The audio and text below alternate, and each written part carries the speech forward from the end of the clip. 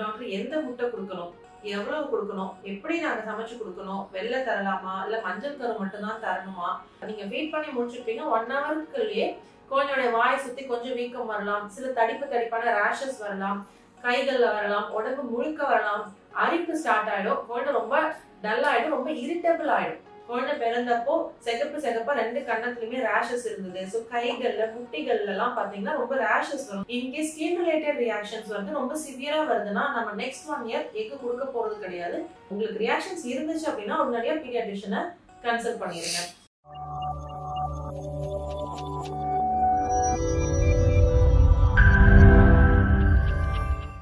வணக்கம், நான் டாக்டர் அபிநயா மதன்குமார். நான் ஒரு குழந்தைகள் நல மருத்துவர் மற்றும் அலர்ஜி ஆஸ்மா சிறப்பு சிகிச்சை நிபுணர் ஃப்ரம் இமயம் மருத்துவமனை, நாமக்கல். ஸோ இமயம் ஸ்பெஷாலிட்டி ஹாஸ்பிட்டல்ன்ற நம்ம யூடியூப் சேனல்ல நிறைய ஹெல்த் ரிலேட்டட் வீடியோஸை தொடர்ந்து கொடுத்துட்டு வரோம்.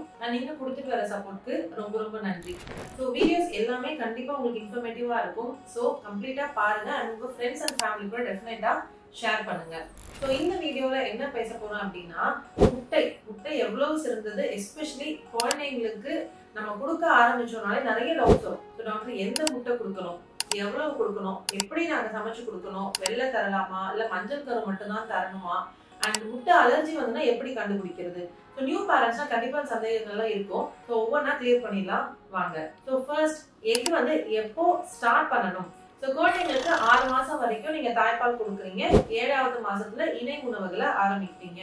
ஸோ முதல் 2 மாசம், அதாவது 7வது 8வது மாசத்துல ஆல்ரெடி எப்பவுமே அட்வைஸ் பண்ற மாதிரி நல்ல குழைச்சி கஞ்சி வடிவத்துல குழந்தைங்களுக்கு உணவை தாங்க. முன்னாடி எல்லாம் முட்டையை வந்து 8 மாசத்துக்கு பிறகுதான் ஸ்டார்ட் பண்ணணும் அப்படின்றத பரவலாவே ஒரு ஸ்டடி. பட் இப்போ வந்து 7th மந்த்ல இருந்து எக் நீங்க ஸ்டார்ட் பண்ணிடலாம். இன்ஃபேக்ட் ஒயிட் எல்லோ ரெண்டுமே சேர்த்து கூட நம்ம தரலாம். பட் நீங்க கொடுக்குற ஃபார்ம் தான் முக்கியம். அதாவது பாயில் பண்ணிடுங்க, அப்புறம் நல்லா மேஷ் பண்ணி குழந்தைங்களுக்கு தரலாம். ஸோ இல்ல நான் வெயிட் பண்ணணும், என் குழந்தைங்களுக்கு அலர்ஜி வருமோ அப்படின்னு நீங்க பயந்தீங்கன்னா, அலர்ஜி வந்து எப்போ வரும்? ரொம்ப லேட்டா நீங்க ஒரு உணவை கொடுக்கும் போதுதான் அலர்ஜிக்கான கூற்று ஜாஸ்தி. ஸோ அதனால நீங்க தைரியமா 7th மந்த் ஸ்டார்ட் பண்ணலாம். இன்கேஸ் குழந்தைக்கு ஆல்ரெடி ஸ்கின் அலர்ஜி ரொம்ப சிவியரா இருந்தது, குழந்தை பிறந்தப்போ செகப்பா 2 கண்ணத்துலயுமே ரேஷஸ் இருந்தது. ஸோ கைகள்ல முட்டிகள்ல எல்லாம் பாத்தீங்கன்னா ரொம்ப ரேஷஸ் வரும். சில குழந்தைங்களுக்கு இதை எக்ஸிமான்னு நம்ம சொல்லுவோம். ஸோ இந்த எக்ஸிமா இருக்கு அப்படின்னா நீங்க வெயிட் பண்ணலாம். இல்ல family history of allergies, so இந்த குழந்தையோட அப்பாக்கு இருக்கு, அம்மாக்கு இருக்கு, ஃபுட் இந்த உணவு எடுத்துக்கிட்டா ஒவ்வாமை இருக்கு அப்படின்னா நீங்க வெயிட் பண்ணிட்டு டாக்டர்கிட்ட கன்சல்ட் பண்ணிட்டு கொடுக்கலாமே தவிர, அதர்வைஸ் மோஸ்ட் ஆஃப் த கிட்ஸ்க்கு நம்ம 7th மந்த்ல ஸ்டார்ட் பண்ணிடலாம். ஸோ நான் சொன்ன மாதிரி 7th and 8th மந்த் நல்லா மேஷ் பண்ணிட்டு கொடுங்க. இதுக்கப்புறம் 8 மாசத்துக்கு அப்புறம் நீங்க பாயில் பண்ண எக்க சின்ன பீஸா கட் பண்ணலாம். நீட்டமா கட் பண்ணி கொடுங்க. ஆம்லேட் போட்டு நீட் பீஸா கட் பண்ணிட்டு கொடுக்கலாம். ஸ்கிராம்பிள் பண்ணி பொடி மாஸ் மாதிரி குழந்தைங்களுக்கு தரலாம். வெள்ளை மஞ்சள் ரெண்டுமே கொடுக்கலாம், ஒன்றும் பிரச்சனையே கிடையாது. ஸோ எந்த முட்டை கொடுக்கணும் அப்படின்னா, நாட்டுக்கோழி முட்டை உங்களுக்கு அவைலபிளா இருக்குன்னா கொடுக்கலாம், இல்லாட்டி வெள்ளை முட்டையும் தரலாம். ஸோ இந்த முட்டை பொறுத்த வரைக்கும் நாட்டுக்கோழி வர்சஸ் இந்த பிராய்லர் எக்ல எந்த விதமான டிஃபரன்சஸ் கிடையாது. ஸோ எது வேணாலும் நீங்க ஆப்ட் பண்ணிக்கலாம். ஸோ எவ்வளவு எக்கு கொடுக்கணும்? So as a rule 7th மந்த்ல ஆரம்பிச்சு 1 வயசு வரைக்கும் நீங்க ஹாஃப் எக்கு கொடுக்கலாம். குழந்தை ரொம்ப ப்ரிஃபர் பண்ணி சாப்பிட்றாங்கன்னா 1 முட்டை வரைக்கும் தரலாம். பியாண்ட் 1 இயர் 1 வயசுல இருந்து 10 வயசு வரைக்கும் 1 முட்டை தினமும் கொடுக்கலாம். இதுல ப்ராப்ளமே கிடையாது. ஏன்னா ஒரு முட்டையில வந்து 6 கிராம் புரோட்டீன் இருக்கு. அந்த 6 கிராம் புரோட்டீனுமே குழந்தைக்கு கம்ப்ளீட்டா அப்சர்வ் ஆகி, அதாவது 100% அவங்களுக்கு அப்சர்வ் ஆகி கம்ப்ளீட்லி பயோ அவைலபிள். ஸோ குழந்தையோடைய புரோட்டீன் நரிஷ்மெண்ட்ல வந்து கிட்டத்தட்ட ஒரு 40-50% ஒரு எக்கே கொடுத்துரும். அண்ட் பியாண்ட் 10 இயர்ஸ் நல்ல விளையாடுற குழந்தை, ஸ்போர்ட்ஸ்ல எல்லாம் இன்வால்வ் ஆகுறாங்கன்னா 2 எக் கூட தினமும் தரலாம். இதனால குழந்தைக்கு சூடு பிடிச்சிருமோ இல்ல மந்தம் ஆயிடுமோ அப்படின்ற எந்த விதமான பயமும் வேண்டாம். இன்கேஸ் குழந்தைக்கு அலர்ஜி வருது, முட்டை கொடுத்துருக்கோம், பட் இதுக்கு அலர்ஜி வந்துச்சுன்னா எப்படி கண்டுபிடிக்கணும்னா, ஸோ இது 2 விதமான அலர்ஜிஸ் வரும். ஒன்று ஸ்கின் ரிலேட்டடா வரக்கூடிய அலர்ஜி ரியாக்ஷன்ஸ், இன்னொன்று கட் ரிலேட்டட், அதாவது வாமிட்டிங், லூஸ் மோஷன்ஸ், வயிறு உபசம் ஆகுறது, குழந்தை ரொம்ப டல் ஆயிடும். அண்ட் இந்த மாதிரியான கட் ரிலேட்டட் ரியாக்ஷன்ஸ் வரும்.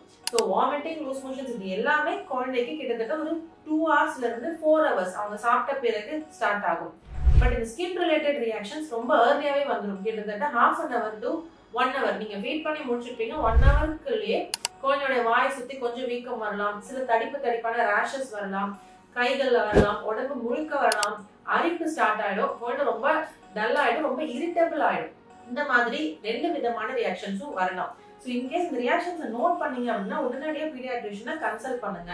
அது திரும்ப எப்போ ஸ்டார்ட் பண்ணணும் அப்படின்றது உங்க பீடியாட்ரிஷன் அட்வைஸ் பண்ணுவாங்க. இன்கேஸ் ஸ்கின் ரிலேட்டட் ரியாக்ஷன்ஸ் வந்து ரொம்ப சிவியரா வருதுன்னா நம்ம நெக்ஸ்ட் 1 இயர் எக் கொடுக்க போறது கிடையாது. எக் இருக்கிற மாதிரியான உணவுகள் like cake or bakery items கூட நம்ம தரக்கூடாது. இன்கேஸ் கட் ரிலேட்டட் ரியாக்ஷன்ஸ் வருது, வாமிட்டிங், கொஞ்சம் லூஸ் மோஷன்ஸ் எல்லாம் வருதுன்னா அது ஃபுட் இன்டாலரன்ஸா கூட இருக்கலாம், அவங்களுக்கு ஒத்துக்காமையும் இருக்கலாம். ஸோ இப்போ நம்ம என்ன பண்றோம்னா ஒரு 2 to 3 வீக்ஸ் வெயிட் பண்ணிட்டு நெக்ஸ்ட் டைம் ஸ்டார்ட் பண்ணும்போது ஜஸ்ட் ஒரு சிங்கிள் பைட், ஒரே ஒரு சின்ன பீஸ் ஆஃப் எக் மட்டும் கொடுத்துட்டு வெயிட் பண்ணலாம். அதை குழந்தையால டாலரேட் பண்ண முடியுதுன்னா நம்ம அதுக்கப்புறமா அந்த டோஸ் இன்க்ரீஸ் பண்ணா அடுத்த வாட்டி வந்து 2 பீஸ் கொடுக்கறது, அப்புறம் ஒரு ஹாஃப் எக் கிட்ட போறதுன்ற மாதிரி ஸ்லோவா நம்ம டோசேஜை, அதாவது குழந்தைக்கு கொடுக்கக்கூடிய அந்த எக்கை வந்து நம்ம இன்க்ரீஸ் பண்ணிட்டே போகலாம். பட் எக் ரியாக்ஷன்ஸ் வந்து ரொம்ப ரேர் தான் இந்தியன் கான்டெக்ட்ல. ஸோ உங்களுக்கு ரியாக்ஷன்ஸ் இருந்துச்சு அப்படின்னா உடனடியாக பீடியாட்ரிஷனை கன்சல்ட் பண்ணிடுங்க. ஸோ எக் வந்து ரொம்ப ரொம்ப ஒரு முக்கியமான சோர்ஸ் ஆஃப் ப்ரோட்டீன். நம்ம குழந்தைங்களுக்கு வந்து நம்ம நினைச்சிட்டு இருக்கோம் நிறைய ப்ரோட்டீன்ஸ் நம்ம கொடுக்குறோம், பட் கிடையவே கிடையாது. குழந்தைங்களுக்கு ப்ரோட்டீன்ஸ் அவங்களுடைய உடம்பு வளர்ச்சிக்கும் அவங்களுடைய மசிலுக்கும் ரொம்ப ரொம்ப முக்கியம். ஸோ எக் கொடுக்கறத பத்தி வேற ஏதாவது சந்தேகங்கள் இருந்ததுன்னா கமெண்ட்ஸ்ல கேளுங்க. கண்டிப்பா உங்களுடைய கேள்விகளுக்கு நான் பதில் தரேன். ரொம்ப நன்றி.